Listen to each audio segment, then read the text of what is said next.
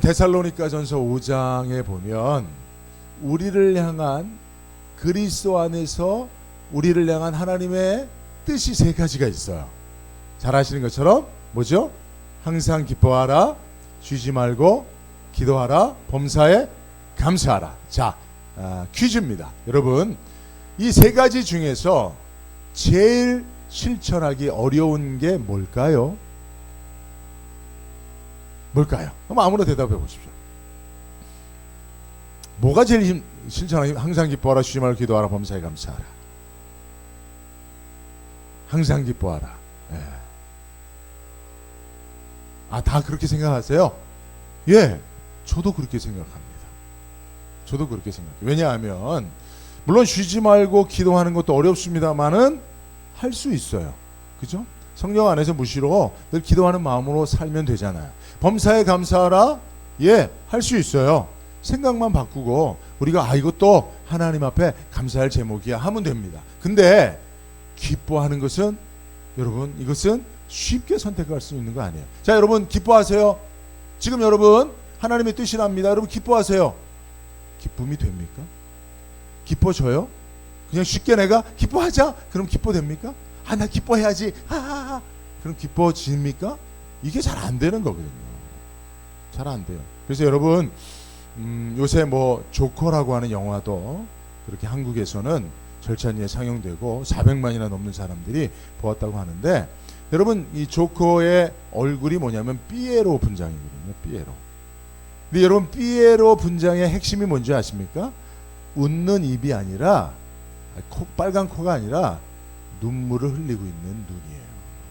원래 삐에로라고 하는 그 말은 어디서 나오냐면 프랑스 극단, 프랑스에서 연극을 하는 가운데 슬픈 얼굴을 가진 남자라고 하는 게 삐에로예요. 사실은 삐에로는 입은 웃고 있지만 눈에서는 눈물을 흘리고 있는 거거든요. 그죠? 그래서 여러분 사실은 우리가 얼마든지 기뻐하자 하고 웃을 수 있지만 실제로 마음이 기쁘지 않으면 삐에로가 되는 거예요. 여러분 한번 기쁨으로 웃어보세요. 웃을 수는 있지만 눈은 여전히 슬픈 거지요. 그죠? 그러니까 여러분 항상 기뻐하라는 이 말씀을 순종하는 것이 사실은 우리 마음에 기쁨이 없으면 그저 그냥 삐에로처럼 웃을 뿐이겠죠. 그죠? 그런데 중요한 것은 항상 기뻐하라 하는 것이 그리스도 예수 안에서 우리를 향한 하나님의 뜻이니 이것도 어렵지만 순종해야 할 줄로 믿습니다. 그래서 우리는 오늘 빌립보서, 특별히 기쁨의 서신이라고 불리우는 빌립보서를 통해서 어떻게 우리가 항상 기뻐할 수 있을 것인가. 특별히 여러분 사도 바울은 이 빌립보서를 감옥에서 쓴 옥중 서신이에요. 바울의 몇 가지의 옥중 서신 가운데 이 빌립보서가 아마 제일 먼저 쓰여졌다. 그러니까 여러분 감옥 생활 시작하고 얼마나 힘들겠어요. 감옥 생활 익숙해서 이제 좀 감옥에서 살만하다 그럴 때 쓰여진 게 아니고요. 감옥 생활 시작해서 힘들고 어려울 때 그때 빌립보서를 기록했는데 이 빌립보서가 기쁨의 서신이라는 거예요. 기쁨이라고 하는 표현이 19차례나 나와요. 그죠? 그렇다고 한다면 어떻게 감옥에 있었던 바울이, 도무지 기뻐할 수 없었던 바울이 도리어 감옥 밖에 있는 사람들에게 기뻐하라, 나는 기쁘다, 너희들도 이 기쁨을 함께 누리기를 원한다라고 말할 수 있었겠는가. 여러분 그 바울이 누린 기쁨의 비결을 안다면 저와 여러분들도 항상 기뻐하라고 말씀하시는 하나님의 말씀에 순종할 수 있게 되는 줄로 믿습니다. 자, 그 비결을 한번 우리가 생각해 보기를 원하는데요. 바울의 그 기쁨의 비결, 그 코너는 두 가지예요. 오늘 두 가지만 생각해 보면 되는데요. 첫째는 사람입니다. 사람이 바울의 기쁨입니다.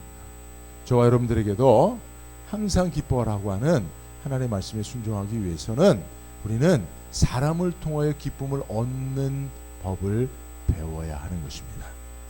사실 그런데 생각해 보면 사람을 제일 힘들게 하는 것 또한 뭡니까? 사람이에요. 그죠? 사람이 사람을 가장 힘들게 하는 것을 우리가 삶을 통해서 알 수가 있습니다. 사람이 사람을 얼마나 힘들게 하는지를 잘 가르쳐주는 말들 가운데 머리 검은 짐승은 거두지 말라, 이런 말이 있죠. 머리 검은, 여러분 이거 어디서 유래됐는지 아세요? 설교 시간이 짧아서 이 말씀을 드릴까 말까 고민했었는데 잠깐 드리면, 어떤 사람이 홍수 때에 홍수에 떠내려가는 뱀과 노루와 사람을 건져줬어요. 그래서 그 생명을 홍수에서 건져준 거죠. 그러니까 노루가 너무 고맙고 감사해서 산속 깊은 곳에 있는 보물을 이 자기를 홍수에서 건져다 준 사람에게 가져다 줬어요. 그래서 이 사람이 그 보물로 인해서 부자가 된 거예요. 그랬더니 어떻게 되는지 아세요? 그 물에서 건져준 사람이 그 보물을 훔쳐갈래다가 발각이 된 거예요. 그래서 자기가 감옥에 갈 것이 두려워서, 처벌받을 것이 두려워서 거짓으로 이 사람이 이 보물의 주인공이 이 보물을 훔쳤다라고 거짓으로 모함을 한 거예요. 그래서 이 사람이 그 모함 때문에 감옥에 갇히게 된 것 아닙니까? 그래서 이 재산을 이 사람이 다 가로채고 빼앗게 되어진 상황이 된 거예요. 근데 모함을 받아서 어떻게 소명할 방법이 없는 거죠. 그래서 죽게 되었는데, 이때 뱀이 이 사람을 가둔 사또라고 합시다. 사또를 물어버린 거예요. 그리고 감옥에 와서 이 사람도 물고 그 나뭇잎을 이 사람에게 주고 가는 거예요. 그러니까 이제 사또가 뱀에 물려갖고 그 독 때문에 죽어가는 거죠. 막 죽어가는데 알고 봤더니 그 잡아 가둔 억울하다고 그렇게 외치는 그 사람도 똑같이 뱀에 물려서 죽어가는 거예요. 근데 그 사람은 그 다음날 그 뱀이 준 잎을 먹고 싹 나버린 거예요. 그러니까 이 사또는 그 잎이 없으니까 못 사는 거잖아요. 그래서 어떻게 너는 어떻게 살냐 그러니까, 나는 이것을 뱀이 준 그런 치료제가 있어서 살 수 있었다. 사또도 이걸 먹어보라고. 그렇게 해서 사또가 그걸 먹고 나은 거예요. 그러니까 이 사람이 그동안 홍수 때 내가 이 보물이 이렇게 어떻게 생겼는지를 아무리 설명해도, 야, 그럴 일이 어딨냐, 노루가 너한테 무슨 보물을 가져다 줘, 이놈아 너 훔친 게 맞지 하고 가둬놨는데, 그 뱀 이야기, 노루 이야기, 사람 이야기를 듣고 네 말이 진실이구나 하고 이제 무죄 방면을 해줬다는 이야기에서 이 머리 검은 지, 그러니까 여러분 보십시오. 뱀도 은혜를 갚고 노루도 은혜를 갚는데 유독 이 머리 검은 짐승인 사람만 배신하는 거예요. 이제 거기서 유래됐다라고 제가 어디서 읽었습니다. 사실인지는 모르겠는데 어쨌든 여러분, 사람이 그렇단 말이에요. 그죠? 근데 여러분, 그렇다고 해서 여러분 우리가 사람은 배신을 잘하고 머리 검은 짐승이니 거두지 말아야 되겠다고 멀리하면 여러분 우리가 더 행복해지나요? 그렇지도 않아요. 사실 여러분, 나이가 들어가면서 이게 이제 연배가 많으신 우리 성도님들 계신데, 여러분들 나이가 들어가니까 큰 집이 별로 소용이 없죠. 그죠? 큰 차 타는 거 여러분 그거 별로 행복하지 않죠? 여러분, 맛있는 음식, 맛있는 반찬, 진수성찬 별거 아니지 않습니까? 그죠? 여러분, 나이가 들어가면서 사실 그런 주변에 나를 기쁘게 했던 환경들은 사실은 영원하지 않다는 사실을 깨닫게 되지 않습니까? 그죠?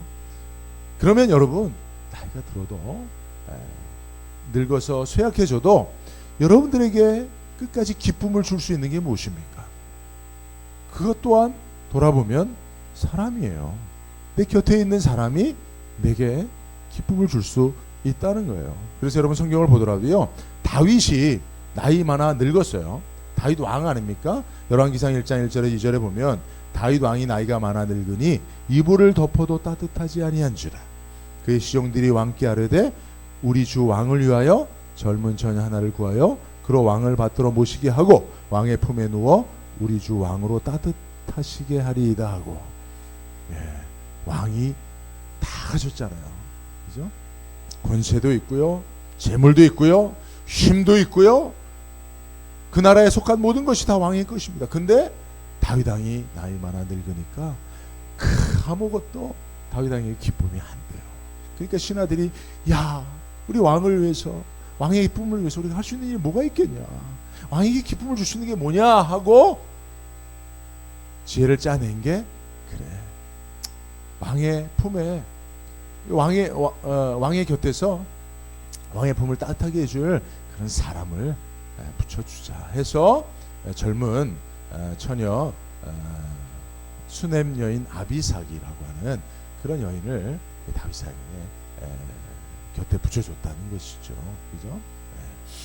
그러니까 여러분 사실은 끝까지 우리 인생에 있어서 우리에게 기쁨과 또 위로가 될 수 있는 것 또한 그동안 우리의 마음을 아프게 하고 상처를 주었던 사람들 가운데 있다는 사실을 오늘 성경은 우리에게 가르쳐주고 있는 것입니다. 그러므로 여러분 중요한 것은 어떻게 하면 사람으로부터 기쁨을 누릴 수 있느냐는 거예요. 그죠? 그것이 오늘 설교에 매우 중요한 것인데, 자 머리 검은 짐승과 함께 함으로도 기뻐할 수 있으려면 이제 두 가지가 필요해요. 우리가 이 두 가지가 준비되어 있어야 됩니다. 사도 바울은 이 두 가지가 준비되어 있었기 때문에 주변에 사도 바울을 배신하는 사람도 많이 있었습니다만은 사도 바울은 감옥에 있어서도 그 사람들로 인하여서 기뻐할 수 있었다는 것이죠. 첫 번째는 고상한 공동의 목표의식이 있어야 된다는 거예요. 그러니까 우리가 함께하는 사람으로 말미암아 계속적인 기쁨을 받아 누리려면 그와 함께 공동의 고상한 목표의식이 있어야 된다는 거예요. 여러분 제가 군대 생활할 때 제가 속해 있는 군대 여러분 잘 아시는 거죠. 해병대입니다. 해병대엔 별의별 인간들이 다 들어와요. 죄송합니다. 여기 해병대 출신 잔원님도 계시고 우리 집사님도 계신데 우리 잔원님 집사님들 뵐 때는 사실은 뭐 해병대에 저렇게 훌륭한 신앙인들만 들어가는 것 같지만요. 사실은 아주 개차반들이 많이 옵니다. 해병대. 아주 뭐 조폭 양아치 깡패들이 다 모인 곳이 해병대예요. 제 후임 중에도요. 충청도에서 조폭 생활하다가 들어온 현직 깡패가 있었어요. 어떻게 들어왔냐 그러니까 조직폭력배끼리 세력 다툼하다가 칼로 상대방 손을 벽에다 찍고 도망 들어왔대요. 그런 친구들도 있었어요. 그러니까 여러분 저희 동기들도요. 아주 별의별 친구들이 많았습니다. 그래서 동기들이요. 휴식 시간만 되면 내부반에서 치고받고 싸우는 거예요. 하여튼 얼마나 싸우는지 몰라요. 왜냐하면 뭐 사회에서 한가닥하고 큰 소리 치고 방귀깨나 끼던 놈들이 들어와서 서로 그 좁은 공간에서 자기가 왕노릇 하려고 그러니까 그래 하고 그냥 치고받고 하여튼 매일 싸우는 거예요. 그런데 그렇게 싸우던 동기들이요. 훈련에만 딱 들어가잖아요.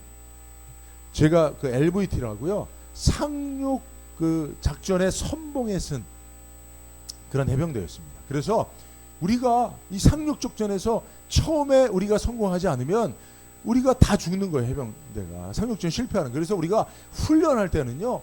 얼마나 일사불란하게 하나가 되는지요. 서로가 서로를 그렇게 치고받고 싸우던 동기들이요. 막 넘어지면 이렇게 세워주고요. 서로 하나가 되어서 훈련을 하더라는 거예요. 제가 그걸 보고도 깨달았습니다. 아 그렇구나. 사람이 함께 어떤 목표의식을 가지고 나아가느냐에 따라서 싸울 수도 있고 하나가 될 수도 있구나. 그걸 깨달았습니다. 여러분 만약에 예수님도요 제자들과 함께 매일 낚시나 다니고 피크닉이나 다니고 그랬으면 예수님도 제자들하고 한참 싸웠을 거예요.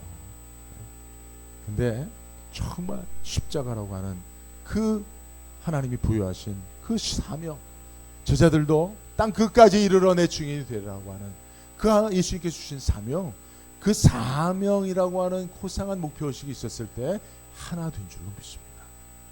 그래서 저희 동기들이요 정말 동기 하나가 안타까운 죽음을 죽게 되었을 때 얼마나 우리가 부둥켜 안고 한참을 울었는지 몰라요.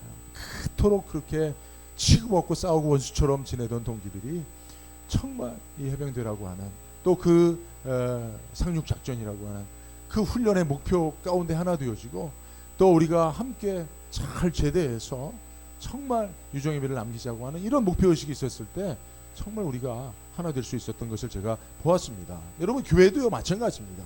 성도들이 모여서요 늘 뭐 밥이나 먹고 산책이나 다니고 뭐 피크닉이나 가고 또 뭐 유의나 즐기고 이야기나 하고 여러분 교제하는 것만이 목적이라면 여러분 교회는 갈등과 다툼이 끊이지 않을 수 있습니다. 그러나 여러분 남가주 안디옥 교회 하나님이 주신 사명, 저와 여러분들을 이 교회에 불러주셔서 함께 하나님을 예배하고 함께 하나님이 부여된 사명을 감당하기 위해서 여러분 우리가 그 거룩한 사명의식 앞에 그 목표의식을 가지고 하나 되어질 때에 우리는 서로에게 기쁨이 되어줄 수 있는 줄로 믿습니다. 예, 이것이 중요한 것이죠. 그죠? 그래서 여러분 빌립보서 1장 3절에서 5절을 보니까 내가 너희를 생각할 때마다 나의 하나님께 감사하며 간구할 때마다 너희 무리를 위하여 기쁨으로 항상 간구함은 첫날부터 이제까지 복음에서 너희가 교제함을 인하여라. 그죠? 복음에서 교제함을 인하여라. 복음이라고 하는, 복음 전도라고 하는, 복음 전파라고 하는 그 하나님이 주신 사명, 그 고상한 목표의식 하에서 교제함으로 사도 바울은 빌립보 성도들과의 교제로 인한 기쁨이 충만할 수 있었다는 사실을 믿으시기 바랍니다. 그죠? 빌립보서 1장 27절에도요. 일심으로 함께 서라 하는 말씀이 있어요. 빌립보서 4장 3절에도요. 복음에 나와 함께 힘쓰던 이란 말씀이 있어요. 그것들은 다 무엇을 의미하냐면 너희가 복음 안에서 함께 서서 교제할 때 너희가 서로의 기쁨이 될 수 있다는 그런 말씀인 것입니다. 자, 이것이 우리가 사람들로부터 지속적으로 함께 기쁨을 누릴 수 있는 비결이고, 두 번째는 너가 나를 위해서가 아닌 내가 너를 위해서 존재할 때 기쁨을 얻을 수가 있다는 것입니다. 자, 여러분 이 말씀 무슨 말인지 아시겠죠? 그죠? 항상 우리가 둘이 함께 교제하게 되어질 때 내가 교제하는 너로부터 기쁨을 얻기 위해서는 기본적으로 내 마음속에 우리 둘의 교제 가운데서 너가 나를 위해서 존재하는 게 아니고 내가 너를 위해서 존재하는 거야 라고 하는 인식이 있을 때 여러분 우리가 너를 인하여서 기뻐할 수 있다는 거예요. 설명을 드리면 이렇습니다. 여러분 사람들 관계는 늘 공평하지 않아요. 주고받는 일에 있어서 기브 앤 테이크가 공평하게 이루어지지 않습니다. 그렇기 때문에 사람들 사이의 관계는 늘 불공평이 존재합니다. 그죠? 그래야 안 그래요? 그래서 내가 너로 인하여서 내가 너를 섬기는 만큼 너도 나를 위해서 뭔가를 해줘야 돼 라고 하는 인식이 있으면 그 불공평한 인간관계 속에서 늘 원망, 불만이 끊이지가 않는다는 거예요. 그죠? 그렇기 때문에 우리는 늘 어떻게 생각을 해야 된다고요? 내가 너를 위해서, 너를 섬기기 위해서 존재하는 사람이야 라고 하는 인간관계의 기본적인 인식이 있어야 돼요. 여러분 정말 이런 인식을 가지고 누군가를 만나보세요. 그로 인하여 여러분들이 도리어 기쁨을 누리게 될 수 있는 줄로 믿습니다. 예. 여러분 생각해 보세요. 자, 부부관계도 생각해 보세요. 여러분들이 부부관계 처음에 만났을 때, 여러분들 처음에 만나서 누군가를 사랑하게 됐을 때 여러분들의 그 사랑하는 마음, 처음 가졌던 처음 사랑의 마음은 사랑하는 사람에게 무엇인가를 막 뭔가를 얻고자 하는 마음이었습니까? 아니죠. 내가 사랑하니까 그 사람에게 내가 무엇인가 정말 사랑하고 싶은 마음이 가득했잖아요. 그때가 정말 행복하지 않았습니까? 그때가 내가 사랑하는 사람을 위해서 무엇인가 내 목숨까지도 주고 싶었을 그때가 정말 여러분 기쁨으로 충만하지 않았습니까? 그렇잖아요. 근데 여러분 서로의 사랑을 확인하고 그리고 나도 사랑하지만 상대방도 나를 사랑한다는 사실을 알고 또 부부의 연을 맺어서 결혼 생활을 하면서 여러분 행복하던가요? 별로 행복하지 않아요. 왜요? 예, 이제는 네가 나를 위해서 뭔가 해줘야 된다고 하는 그런 의식이 우리 안에 커졌기 때문에 그래요. 내가 너를 사랑해서 이렇게 해주니까 당신도 나한테 뭔가를 해줘야 될 거 아니야. 내가 밖에서 힘들게 돈 벌어 왔으니까 당신은 따뜻한 아침밥도 차려주고 청소도 깨끗이 하고 또 아이들 교육도 잘하고 내가 신경 쓰지 않게 해야 되잖아. 그런데 이게 뭐야? 에? 반찬이 이게 뭐야? 아니 집안은 청소하는 거야 안 하는 거야? 애들은 왜 이렇게 저렇게 개판이야? 이렇게 무엇인가 아내로부터 또는 남편으로부터 당신도 나를 위해서 뭔가를 해줘야 되지라고 하는 기대가 커져갈 때 여러분 그 기대가 큰 만큼 오히려 기대하는 상대방으로 인하여 기쁨을 누릴 수 있던가요?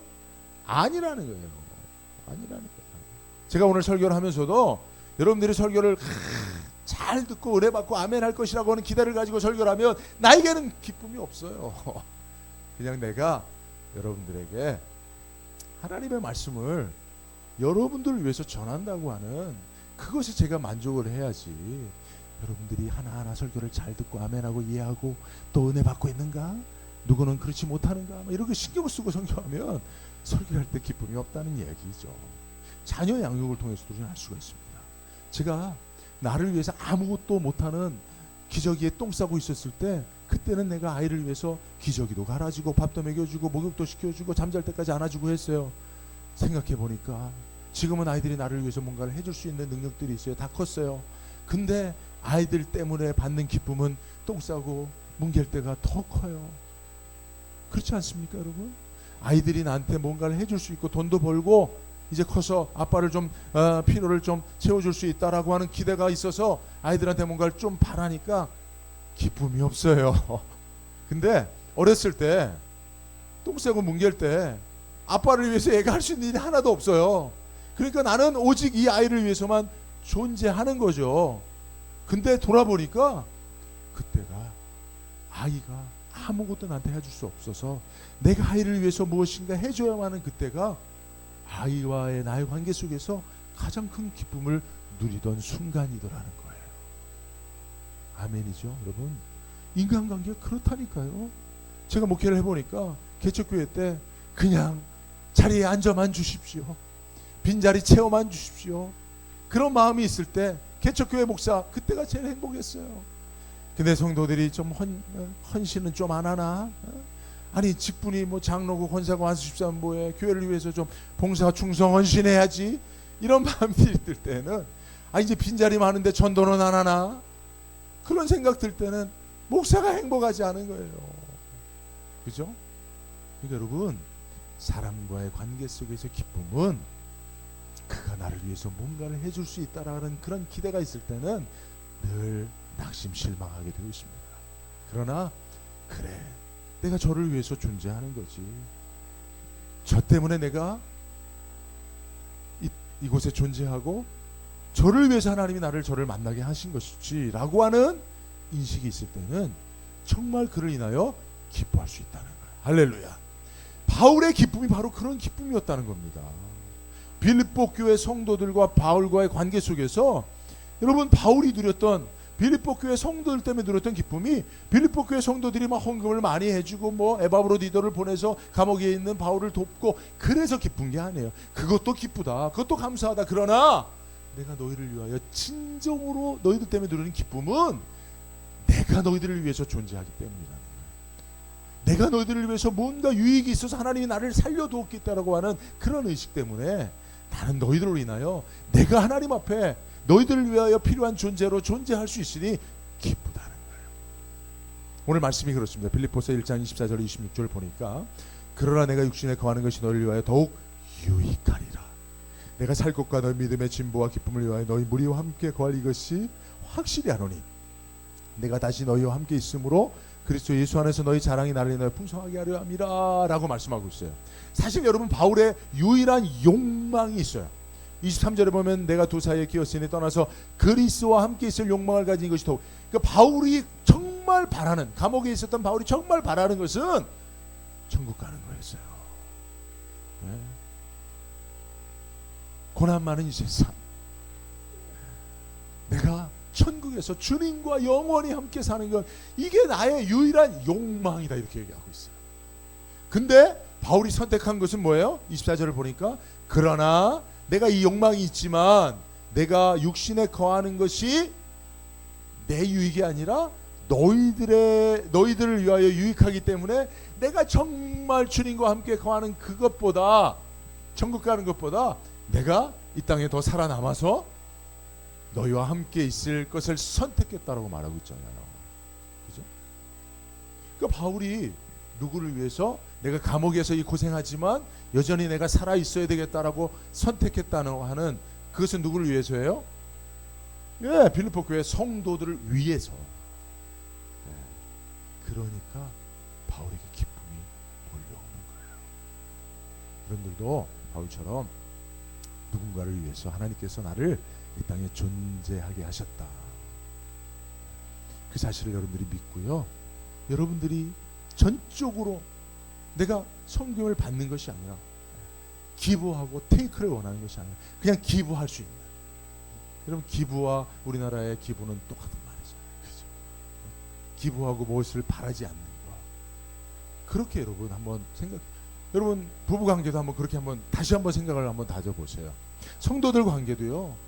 내가 오늘 교회 가면 그래 성도들이 나를 얼마나 잘 신경 써주고 챙겨주고 할 것인가 생각하지 마시고 오늘 내가 가서 한 사람이라도 내가 누군가를 위해서 섬겨줘야 되겠다. 이런 마음으로 한번 교회를 왔다가 가보세요.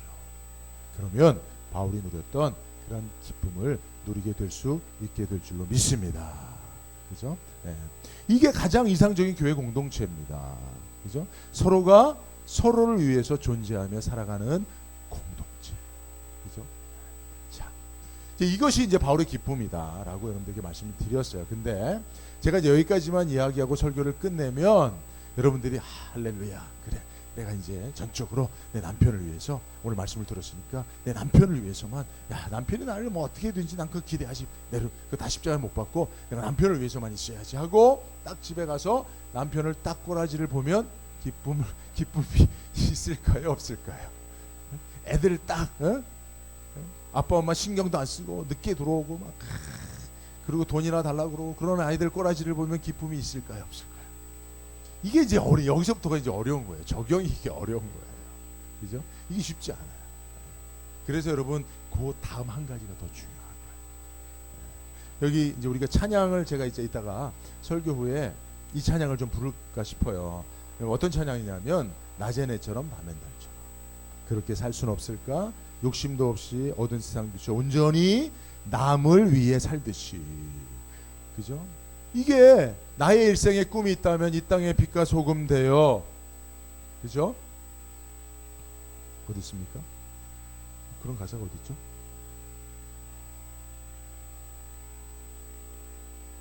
제가 가지고 있는 가사하고 좀 다르네요. 맞나요? 그 가사가 있나요? 왜 갑자기 내 눈에 안 보이지? 어쨌든 여러분, 자 이런 가사처럼, 그죠? 이 땅에 빛과 소금 되어서 정말 주님처럼 바울처럼 온전히 남을 위해서 자기를 희생하고 살고 싶은데 그럴 때 기쁨이 온다고 하는 사실을 바울의 기쁨을 통해서, 옥중서신을 통해서 기쁨을 말하는 바울의 기쁨을 통해서 내가 그것이 진리절로 깨닫고 그렇게 살고 싶은데 문제는 뭐예요? 나의 입술은 주님 닮은 듯하나 내 마음은 아직도 추하여 받을 사랑만 계수하고 있으니 예수여 나를 도와주소서. 이제 여기가 이제 문제인 거예요. 그래, 내가 전적으로 네가 나를 위해서가 아니라 내가 너를 위해서 존재해 줄게, 내가 당신을 위해서만 섬기며 살게 라고 그럴 때 기쁨이 온다고 말씀했으니 순종하게 하다가도 내 안에 이기적인 마음을 어떻게 할 수가 없는 거예요. 그래서 여러분 그 다음이 중요한데, 그 다음은 뭐냐면 그 이기적인 마음이 바뀌어야 됩니다. 정말 내가 누군가를 섬기며 그를 위하여 전적으로 존재하며 나를 희생적으로 그렇게 낮추며 살아갈 때의 기쁨을 누릴 수 있으려면 우리 마음이 바뀌어야 된다는 거예요. 여러분 오늘 기쁨의 서신이라고 말하는 빌립보서에 가장 많은 단어 표현이 기쁨인데요. 두 번째로 많은 게 있어요. 두 번째로 많은 게 마음과 생각이라고 하는 표현이에요. 그러니까 사도 바울은 기쁨과 사도 바울이 말하는 그 기쁨을 온전히 누리고 살려면 마음과 생각이 중요하다는 거예요.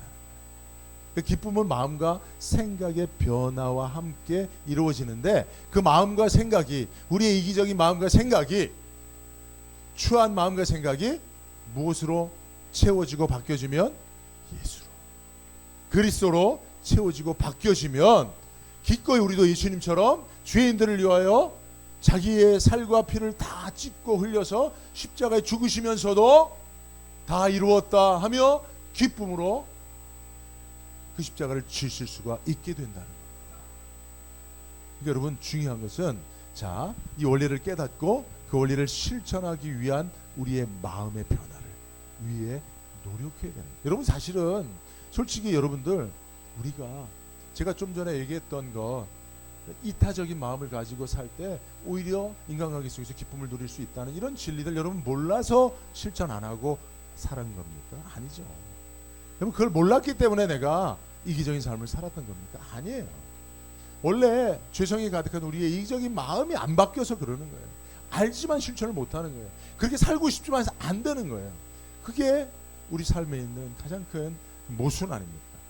그래서 사실은 중요한 것은 이 두 번째, 우리 마음에 주님이 채워지고 주님의 마음으로 부어줘야 되는 거죠. 온전히 변화가 돼야 되는데요. 그러면 바로 그 십자가를 지고도 기쁨을 누릴 수 있는 주님을 본받을 수가 있는 것인데, 자, 여기서 이제 우리가 오늘 제 설교에 가장 중요한 것이 등장합니다. 뭐냐 하면 우리의 신앙의 목표가 달라지게 된다. 여러분, 우리가 교회 다니면서 신앙생활 하고 있잖아요. 우리가 다. 그렇죠? 빌립보서에서도 보면 이것이 믿음의 경주라고 표현되어 있어요.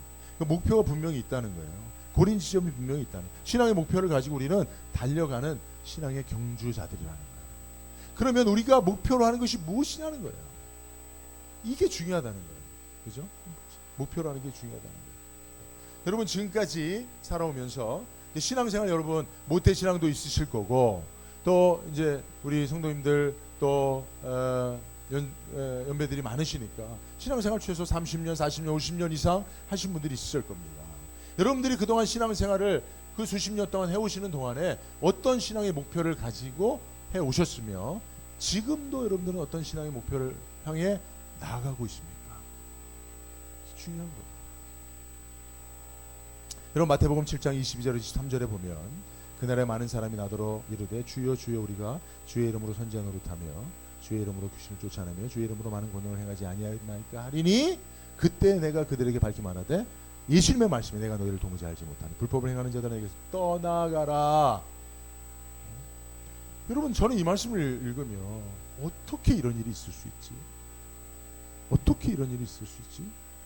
주의 이름으로 선지자 노릇했는데, 주의 이름으로 귀신을 쫓아냈는데, 주의 이름으로 많은 권능을 행하며 신앙생활을 해왔는데, 마지막 때 주님 앞에 섰는데 주님이 네가 누구냐, 나는 너를 도무지 알지 못해 라고 말할 수 있는 일이 어떻게 발생할 수 있느냐는 거예요. 여러분, 그런 질문을 한번 가져보신 적 있습니까? 왜냐하면 저는 혹 제가 마지막 때 이 사람들처럼 주님, 내가 주님을 위하여 목사가 됐잖아요. 교회를 개척해서 그렇게 하나님 20년 동안 섬겼잖아요. 그리고 하나님께서 보내셔서 또 이민교회 가서 제가 열심히 섬겼잖아요. 주님, 나를 좀 칭찬해 주세요 라고 머리를 탁 조아릴 때 주님 뒤통수를 치면서 너가 누구냐? 나는 너를 도무지 알지 못해 라는 일이 발생할까 봐 좀 두렵습니다. 그런 일이 있다는 이야기잖아요.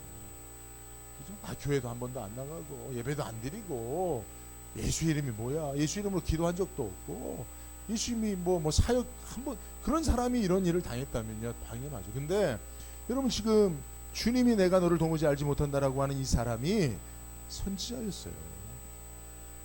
축사를 할 수 있는 능력의 기도자였습니다. 많은 권능을 행하는 사역자였습니다. 근데 주님이 모른다는 거예요. 사실 여러분, 우리 신앙생활이 지금 이 사람보다도 그렇게 크게 잘하고 있지는 않잖아요. 더 많이 사역하고 있지는 않잖아요. 그러니 여러분, 이 사람들도 모른다고 했으니 우리들은 주님이 더 모른다고 할 가능성이 높은 거예요. 여러분, 어떻게 이런 일이 있는지를 우리 생각해 봐야 돼요. 근데 여러분, 사실은 이런 일이 있으리라고 주님이 말씀하셨는데 사실은 성경을 보니까 주님이 이 땅에 오셨을 때 벌써 이런 일이 있었어요. 이건 무엇을 말하냐면 보세요. 바리새인과 서기관들이 예수님을 십자가에 못 박는데 앞장섰습니다. 그죠? 바리새인과 서기관들이 주님을 알지 못했어요. 근데 바리새인과 서기관, 특히 서기관들은 어떤 사람들이었습니까? 하나님의 말씀, 율법을 가르치는 사람들이었어요. 바리새인들은 하나님의 말씀을 제일 잘 순종하며 사는 사람들이라고 자부하는 사람들이었어요. 근데 그것을 말씀하신 예수를 몰라요. 예수가 누군지 알지 못했어요. 그 예수를 오히려 십자가에 못 박아 죽게 했어요. 이 일이 어떻게 일어날 수 있냐 말이에요. 이 사실을 알면 마태복음 7장에 주님이 내가 너를 도무지 알지 못한다는 사실도 깨달을 수가 있게 되는 겁니다.